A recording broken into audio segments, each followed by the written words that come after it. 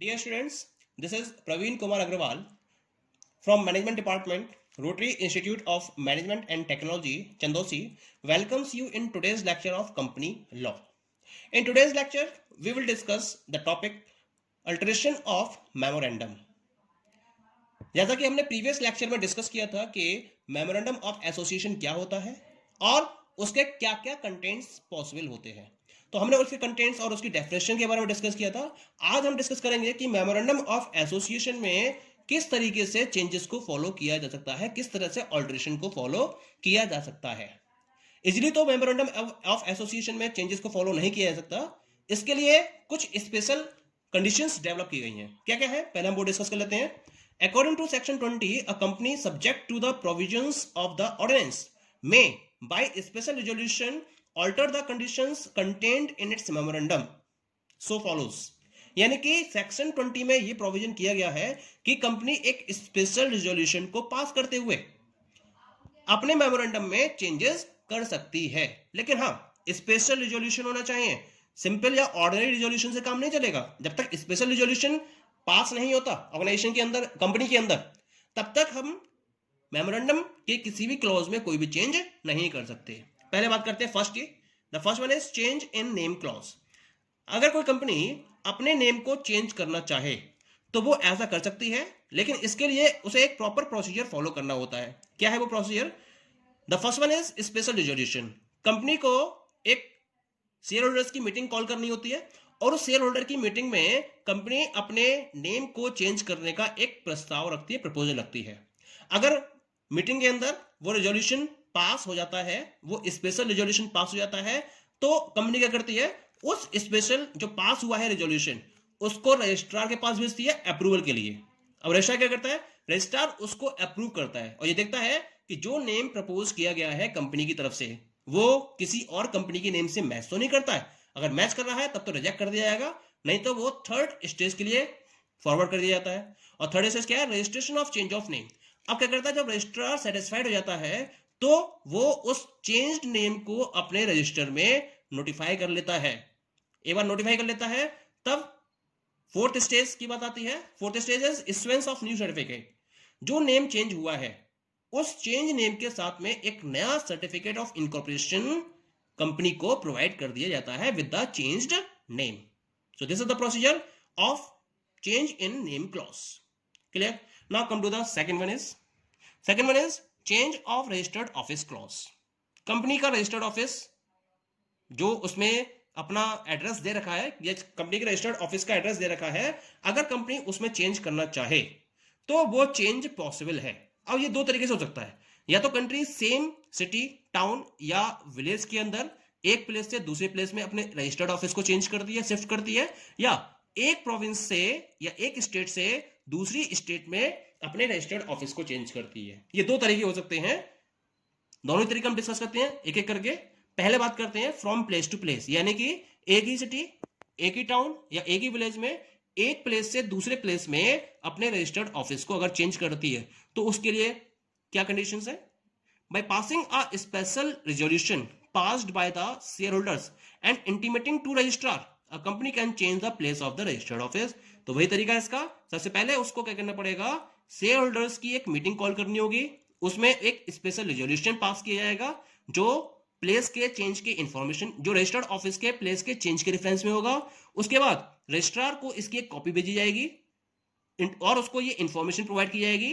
Registrar क्या करेगा, उसको अपने रजिस्टर में नोटिफाई करेगा और उसके बाद अपना अप्रूवल कंपनी के पास भेजेगा, तब जाकर कंपनी क्या कर सकती है, अपने रजिस्टर्ड ऑफिस के प्लेस को चेंज कर सकती है। ये तो एक बात हो गई। अब दूसरे की बात करते हैं।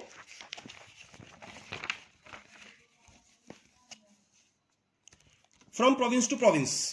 अगर कंपनी एक स्टेट से दूसरी स्टेट में अपने रजिस्टर्ड ऑफिस को चेंज करती है तो इसके लिए क्या क्या फॉर्मेलिटीज है? सबसे पहला तो स्पेशल रिजोल्यूशन। ये तो सबसे पहली कंडीशन है कि इसको एक स्पेशल रिजोल्यूशन पास करना होगा। जो स्पेशल रिजोल्यूशन पास किया जाएगा उसको कंपनी को कंफर्म करना होता है। एक अथॉरिटी होती है जिसको हम बोलते हैं कॉर्पोरेट लॉ अथॉरिटी। ये कॉर्पोरेट लॉ अथॉरिटी इस पर्टिकुलर स्पेशल रिजोल्यूशन को कंफर्म करेगी, इस इंफॉर्मेशन को कंफर्म करेगी। जब ये कंफर्म हो जाएगी इसके बाद इसकी एक कॉपी रजिस्ट्रार के पास जाएगी। रजिस्ट्रार इस के हेल्प से पहले इससे सेटिस्फाइड होगा और सेटिस्फाइड होने के बाद अपनी कॉपी में या अपने रजिस्टर में इसको नोट करेगा और फिर अपना अप्रूवल कंपनी के पास भेज देगा और कंपनी इसके बेसिस पर अपने रजिस्टर्ड ऑफिस के प्लेस को या एड्रेस को चेंज कर सकती है। Clear? Now we move to the next one. This is the change of object clause. हमने पढ़ा था पीछे एक ऑब्जेक्ट क्लॉज होता है कंपनी के मेमोरेंडम ऑफ एसोसिएशन में, जहां कंपनी अपने एस्टेब्लिश होने के ऑब्जेक्ट को डिफाइन करती है कि किस पर्टिकुलर ऑब्जेक्टिव को ध्यान में रखते हुए कंपनी अपने ऑपरेशंस को रन करती है। कभी कभी कुछ कंडीशंस ऐसी होती हैं कि कंपनी को अपना ऑब्जेक्ट क्लॉज चेंज करना होता है। ये कब होगा? जब कंपनी अपने ऑब्जेक्टिव को चेंज करती है। ऑब्जेक्टिव चेंज क्यों करना पड़ सकता है? इसके पीछे कुछ रीजंस हैं, जैसे to run the business with efficiency, company अपने बिजनेस को एफिशिएंट वे में रन करना चाहती है, या फिर to attain main purpose by new और इंप्रूव्ड मींस, कंपनी के पास नए तरीके हैं या इंप्रूव तरीके हैं, नई टेक्नोलॉजी या नई टेक्निक्स अवेलेबल है और उसका यूज करके अपने मेन पर्पस को कंप्लीट करना चाहती है, या फिर टू एनलार्ज और change that local area of operation, company अपने लोकल एरिया ऑपरेशन को एनलार्ज करना चाहती है या उसको चेंज करना चाहती है। कंपनी अभी एक पार्ट में काम वर्कआउट कर रही है, एक एरिया में काम कर रही है, अब वो उसको और एनलार्ज करना चाहती है, उसको वो बढ़ाना चाहती है। या फिर टू सेल द होल और any part of the business of the company, company अपने किसी एक पार्ट को या पूरे पार्ट को सेल करना चाहती है। या फिर to amalgamate with other company, company अपने बिजनेस को अमलगमेट करना चाहती है या दूसरी कंपनी के साथ में मिक्स करना चाहती है, अपने ऑपरेशन को उसमें विलय करना चाहती है, या फिर कंपनी किसी और बिजनेस को रन करना चाहती है। इन सारी की सारी कंडीशंस में कंपनी को अपने ऑब्जेक्टिव को चेंज करना होगा और इसके लिए उसे अपने ऑब्जेक्ट क्लॉज में चेंज करना होगा। अब ऑब्जेक्ट क्लॉज में चेंज करने के लिए उसे क्या प्रोसीजर फॉलो करना है? Same procedure is there. सबसे पहले उसको अपने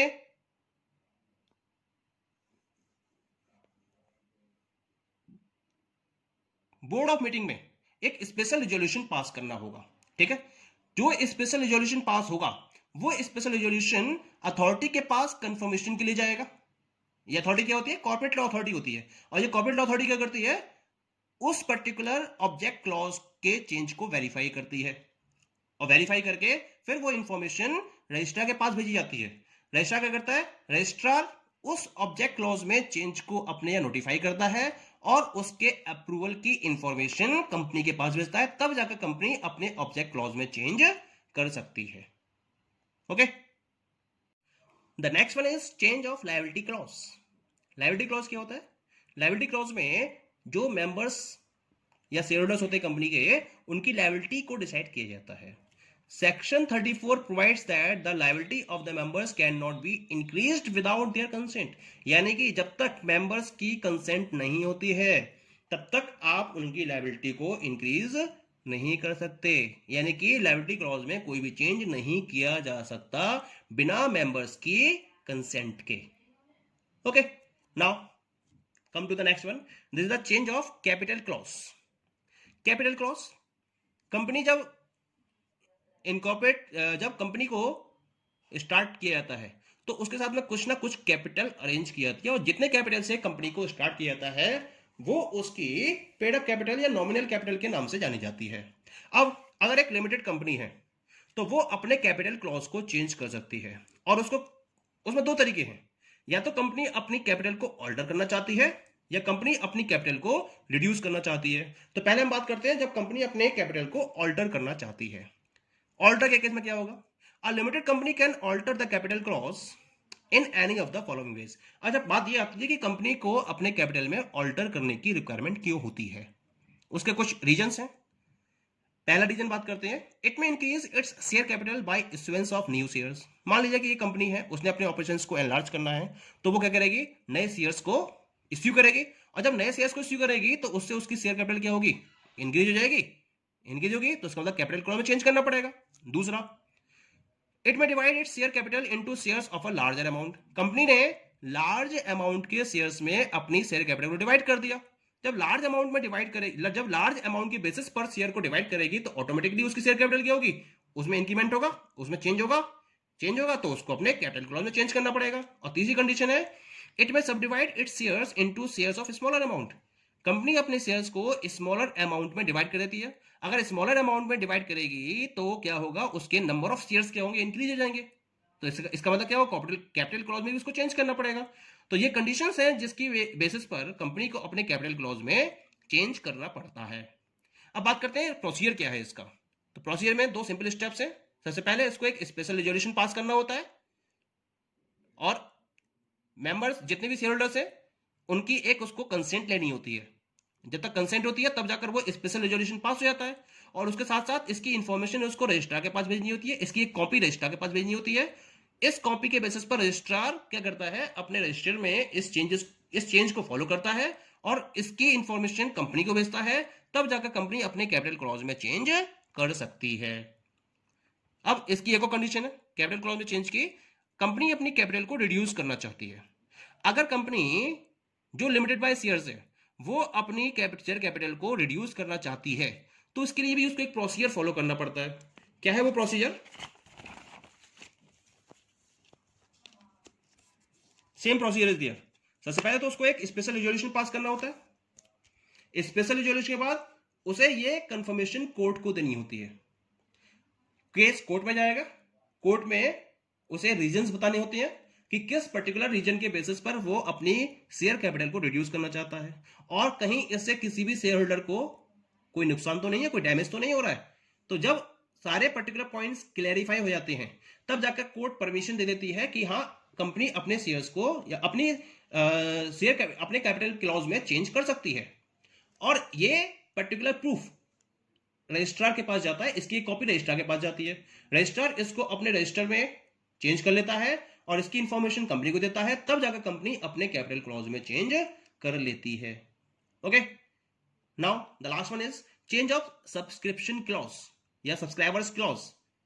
क्योंकि अब बात आती है सब्सक्राइबर क्लॉज में चेंज की, तो यहां कोई भी चेंज नहीं किया जा सकता किसी भी कीमत पर। This clause can not be change at all.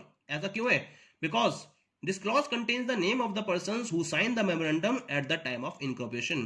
क्योंकि इसमें उन पर्टिकुलर मेंबर्स के साइन होते हैं जिन्होंने कंपनी को इनकॉर्पोरेशन के टाइम पर ज्वाइन किया होता है। इसी वजह से सब्सक्रिप्शन क्लॉज में कोई भी चेंज नहीं किया जा सकता। Okay, thank you.